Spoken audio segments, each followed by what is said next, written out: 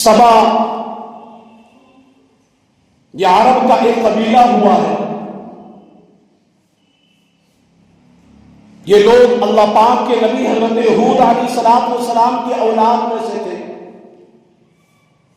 یمن کی ایک بستی میں رہتے تھے. اللہ پاک نے انہیں بے مثال نعمتوں سے نوازا تھا جن کی مثال ہی نہیں ملتی. ان کی بستی کی آب و ہوا ایسی صاف اور پاکیزہ تھی کہ اس بستی میں نہ مچھر تھے، نہ سانپ تھے، نہ بچھو تھے، نہ مکھی تھی، نہ کھٹمل تھے. موسم نہایت معتدل، نہ زیادہ گرمی ہوتی نہ بہت سردی. زمین بہت زرخیز تھی. ان کے باغات پھلوں سے لدے رہتے، حتیٰ کہ کوئی شخص سر پر ٹوکرا اٹھائے باغ سے گزر جاتا تو اس کا ٹوکرا قسم قسم کے پھلوں سے بھر جاتا. اسے پھل توڑنے کی بھی حاجت نہیں ہوتی کہ پھل توڑے جائیں. اتنی کثرت سے پھل لگتے تھے. غرض یہ قوم بہت خوشحال، امن و سکون اور آرام و چین سے زندگی بسر کر رہی تھی. مگر انہوں نے سرکشی کی اور اللہ پاک نے اس بستی میں 13 انبیاء کرام علیہ السلام بھیجے. ان سرکشوں نے انبیاء کرام علیہ السلام کو جھٹلایا، تکبر کیا، کفر پر اڑے، ضدی بنے، انبیاء کرام کی بے ادبی اور گستاخی کی تو رب قہار کا قہر ان پر برس پڑا. اللہ پاک نے ان پر سیلاب کا عذاب بھیجا جس سے ان کے باغات، ان کے مکانات سب غرق ہو کر فنا ہو گئے. قرآن کریم میں اس سرکش قوم کی عبرتناک داستان یوں بیان کی گئی: لقد كان لسبع في مسكنهم آية جنتان عن يمين وشمال كلوا من رزق ربكم واشكروا له بلدة طيبة ورب غفور. فأعرضوا فأرسلنا عليهم سيل العرم وبدلناهم بجنتين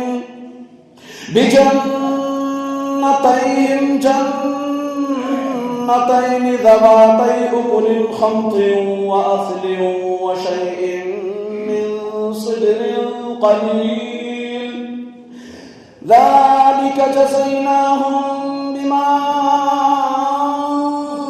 كفروا وهل نجازي إلا الكفور.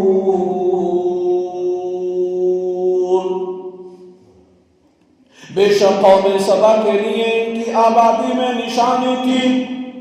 2 باغ تھے، ایک دائیں طرف دوسرا بائیں طرف. اپنے رب کا رزق کھاؤ اور اس کا شکر ادا کرو. پاکیزہ شہر ہے اور بخشنے والا رب. تو انہوں نے منہ پھیرا تو ہم نے ان پر زور کا سیلاب بھیجا. ان کے باغوں کے عوض تو باغ انہیں بدل دیے جو کڑوے پھل والے اور چھاؤں والے اور کچھ تھوڑی سی بیریوں والے تھے. ہم نے انہیں ان کی ناشکری کی وجہ سے انہیں یہ بدلہ دیا اور ہم اسی کو سزا دیتے ہیں جو ناشکرا ہو. اور مسلمانوں، معلوم ہوا ترقی و عروج کا تعلق نام و نسب سے تو نہیں. اس کے لیے یہ نہیں دیکھا جاتا کہ کون کس کا بیٹا اور کس کا پوتا ہے. یہ نہیں دیکھا جاتا کون زیادہ پیسے والا ہے. ترقی و عروج کے لیے کردار دیکھا جاتا ہے. کس کا کردار کتنا پاکیزہ ہے، کس کا کردار کتنا اجلا ہے، کس کا کردار کتنا بہترین ہے، یہ دیکھا جاتا ہے۔ اور مسلمانوں، بہت واضح بات ہے، ہر چیز کا کوئی مقصد ہوتا ہے۔ جب تک وہ اپنا مقصد، وہ چیز پورا کرتی رہتی ہے، اس کی قدر و قیمت ہوتی ہے، اس کا مالک اس شے کی حفاظت بھی کرتا ہے۔ اگر وہ چیز اپنا مقصد پورا نہ کرے تو نہ اس کی قدر و قیمت باقی رہتی ہے، نہ اس کی حفاظت کی جاتی ہے۔ ایک قلم ہی کو لے لیجیے، قلم کا مقصد لکھنا ہے۔ جب تک قلم لکھتا رہے لوگ اسے سینے سے لگا کر رکھتے ہیں، جب یہ لکھنا بند کر دے تو اس کی پہلے سی قدر و قیمت نہیں رہتی، نہ اس کی حفاظت کی جاتی ہے، نہ اسے سینے سے لگا کر رکھا جاتا ہے، بلکہ اس کو کچڑے کی نظر کر دیا جاتا ہے۔ ہماری ذمہ داریاں کیا ہیں؟ اللہ پاک کلام مقدس میں فرماتا ہے، کنتم خیر امۃ اخرجت للناس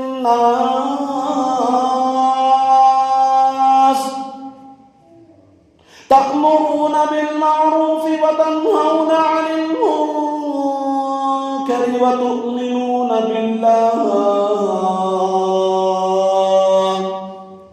تو تم بہترین امت ہو جو لوگوں کی ہدایت کے لیے ظاہر کی گئی، تو تم بھلائی کا حکم دیتے ہو اور برائی سے منع کرتے ہو اور اللہ پر ایمان رکھتے ہو۔ امام فخر الدین رازی رحمت اللہ تعالی علیہ فرماتے ہیں، آیت کریمہ کا معنی یہ ہے کہ اے مسلمانوں، لوح محفوظ میں تمہارا یہی وصف لکھا ہوا ہے کہ تم سب سے بہتر اور سب سے افضل امت ہو۔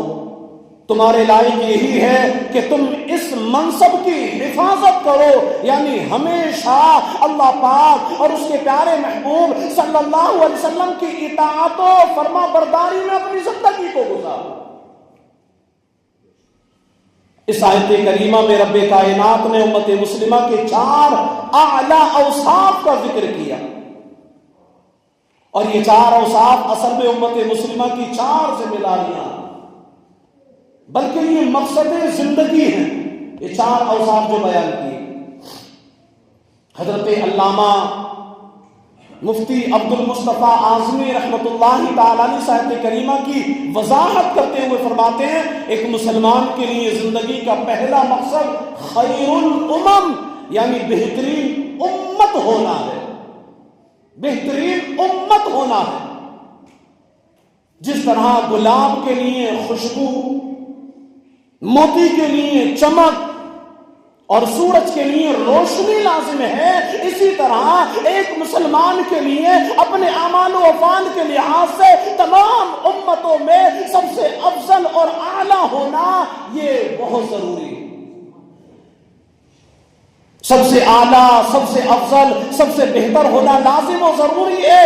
عبادات و معاملات ہو یا اخلاق و عادات، غرض زندگی کے ہر شعبے میں، زندگی کے آخری لمحات تک ایک مسلمان خیر ہی خیر ہو، وہ خیر ہی خیر ہو، بس پوری زندگی قرآن و سنت کا دامن تھامے، صراط مستقیم یعنی سیدھے راستے پر چلتا رہے، یہ ایک مسلمان کی ذمہ داری ہے۔ اور مسلمانوں، ہمارے اسلاف پہلے کے نیک مسلمان اپنے آقا و مولا حضور تاجدار انبیاء محبوب کبریا جناب محمد الرسول اللہ صلی اللہ علیہ وسلم کی سنتیں اپناتے تھے، قرآن مجید کے بتائے ہوئے اصولوں پر چلتے تھے، دنیا میں ان کی دھومیں تھی۔ رب کائنات نے انہیں ترقی عطا فرمائی تھی، انہیں عروج بخشا گیا، غیر مسلم ان پر رش کیا کرتے تھے، یہاں تک کہ ان کے اخلاق و کردار سے غیر مسلم متاثر ہو کر کلمہ طیبہ پڑھتے اور اسلام میں داخل ہو جایا کرتے تھے۔ ایسے ان کے اعلیٰ اوصاف تھے، اخلاق تھے۔ آئیے میں آپ کو اس کی جھلک دکھاتا ہوا چلوں۔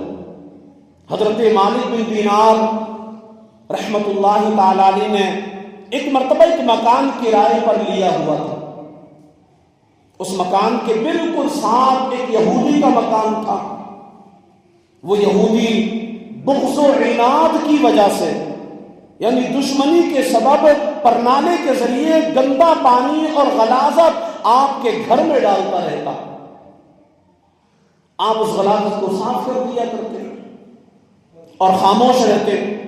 آخرکار ایک دن اس یہودی نے خود ہی آ کر کہا، جناب میرے پرنالے سے گزرنے والی نجاست کی وجہ سے آپ کو کوئی شکایت تو نہیں ہے؟ حضرت مالک بن دینار رحمت اللہ تعالی علیہ نے نہایت نرمی سے فرمایا، پرنالے سے جو گندگی گرتی ہے اسے دھو ڈالتا ہوں. جو بھی پرنالے سے، آپ کی چھت سے گندگی میرے گھر میں آتی ہے میں اس کو صاف کر دیتا ہوں. یہودی نے کہا، آپ کو اتنی تکلیف کے باوجود غصہ نہیں آتا؟ آپ کو میں اتنی تکلیف دیتا ہوں آپ کو، پھر بھی آپ کو غصہ نہیں آتا؟ اب سنو، آپ فرماتے ہیں غصہ تو آتا ہے. حضرت مالک بن دینار رحمت اللہ علیہ فرماتے ہیں غصہ تو آتا ہے مگر پی جاتا ہوں، کیونکہ ہمارے قرآن میں ہمارے رب رحمان نے بڑا خوبصورت ارشاد فرمایا، ہمیں حکم دیا، وَالْكَاظِمِينَ الْغَيْظَ وَالْعَافِينَ عَنِ النَّاسِ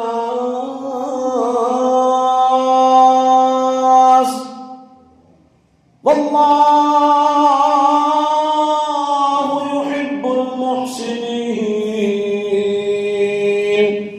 اور غصہ پینے والے اور لوگوں سے درگزر کرنے والے ہیں، اور اللہ نیک لوگوں سے محبت فرماتا ہے. حضرت مالک بن دینار رحمت اللہ تعالی علیہ کا یہ پیارا جواب سن کر اس یہودی نے کلمہ پڑھا اور مسلمان ہو گئے. اور مسلمانوں، یہ تھے پہلے کے مسلمان، ان کے اخلاق و کردار سے متاثر ہو کر لوگ کلمہ پڑھا کرتے تھے. اور آج ہمارا حال کیا ہے؟ ہمیں دیکھ کر لوگ متاثر تو کیا ہوتے ہوں گے، الٹا اسلام سے نفرت کرنے لگتے. اور مسلمانوں، ہماری ذمہ داری ہے کہ خیر الامم یعنی بہترین امت ہونے کا جو اعزاز ہمیں رب کائنات نے عطا فرمایا ہے، ہم اس اعزاز کی قدر کریں. ہم واقعی خیر الامم یعنی بہترین امت بن کر رہیں، اوروں کی نقالی نہ کریں، بلکہ قرآن و سنت کی تعلیم حاصل کریں، اس پر عمل کریں. اپنے آقا و مولا حضور امام الانبیاء محبوب کبریا جناب محمد الرسول اللہ صلی اللہ علیہ وسلم کی سیرت کو عملاً اپنائیں. کاش ہم سنتوں کی چلتی پھرتی تصویر بن جائے، ایسا ہو جائے کاش. امت مسلمہ کی دوسری اور تیسری ذمہ داری کیا ہے؟ رب کائنات فرماتا ہے، اخرجت للناس تأمرون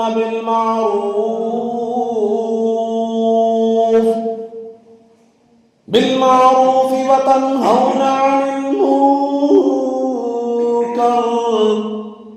جو لوگوں کی ہدایت کے لیے ظاہر کی گئی، تم بھلائی کا حکم دیتے ہو اور برائی سے منع کرتے ہو. معلوم ہوا نیکی کی دعوت دینا، برائی سے منع کرنا، یہ بھی ہر مسلمان کی ذمہ داری ہے.